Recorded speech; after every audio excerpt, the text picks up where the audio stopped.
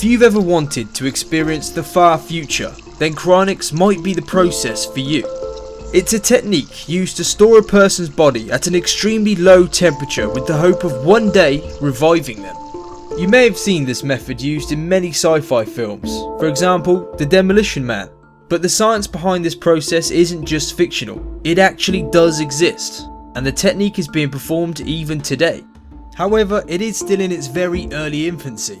The idea of being cryogenically suspended is that if you die from a disease or condition that is currently incurable, scientists could vitrify your body. Then one day, in the near or far future, when the technology has been created to revive your body, and the cure for you has been discovered, you will be brought back, cured, and allowed to carry on your life, only in the future. The process would start with the patient being declared legally dead.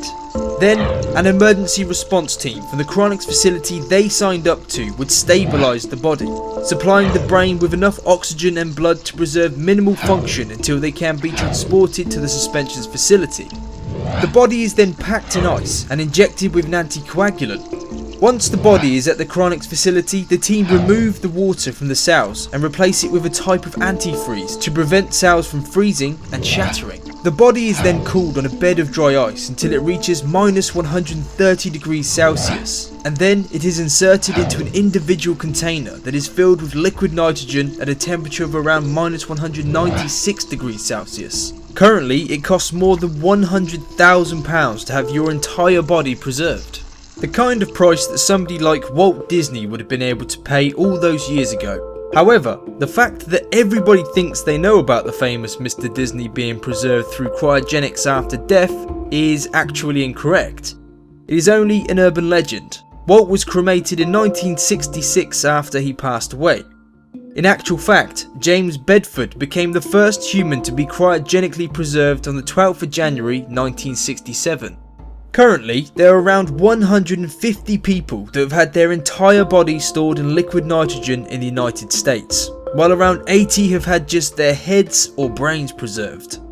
So does it actually work? Will science ever be able to bring back James Bedford? Well, currently none of the companies offering cryogenic suspension have successfully revived anyone, and don't expect to be able to anytime soon. One of the biggest problems with this process seems to be that if scientists do not warm the body at exactly the right speed and temperature, the cells could form ice crystals and shatter. However, there are studies into some frogs that have a natural antifreeze in their cells which can protect them if they become completely frozen solid. This may one day be adapted to the human body, potentially solving this problem. Another method that may be available in the future is nanotechnology. These tiny little bots might make it possible to repair human cells if it becomes damaged during the cryonic process. This may sound like a sci-fi story, but some scientists have predicted that the first cryonic revival might occur as early as the year 2045. And currently there are more than 1,000 living people who have instructed companies to preserve their bodies after their death, in the hope that one day these scientists will bring them back from the dead. So would you want to be frozen in the hope of maybe one day seeing the wonders of the future? Let me know in the comments section below. I really hope you enjoyed this video, and remember to like and subscribe for much more to come. Thanks for watching, and I'll see you next time.